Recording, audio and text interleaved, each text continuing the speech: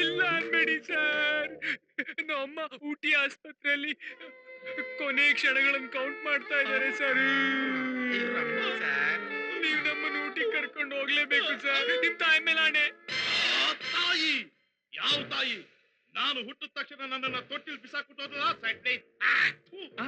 ಆ ತಾಯಿ ಮೇಲೆ ಆಣೆ ಇಡ್ತಾ ಇದೀಯಾ? ಆ ತಾಯಿ ಆಣೆ ನೀನೆ ಇಟ್ಕೊಳಯ್ಯ. ಸರ್ ತಮ್ಮನಕ್ಕೂ ಅಮ್ಮ ಅಂದ್ಬಿಡ ಸರ್. ತಮ್ಮನ ಮೇಲೆ ಆಣೆ ಸರ್. ತಮ್ಮನ ಅಲ್ಲ ಯಾವ್ದು ರೋಗ ಇದು?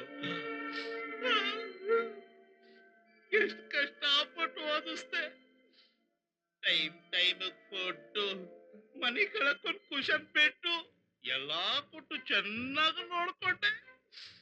ಲಕ್ಷ್ಮಣ ತರ ನನ್ ಪಕ್ಕ ಇರ್ತಾನೆ ಅನ್ಕೊಂಡೆ. ನನ್ ಬೆನ್ನು ಚೂರಿ ಹಾಕ್ಬಿಟ್ಟು ಬ್ರಿಸಲ್ ಕೊಡೋದ ಅವನು.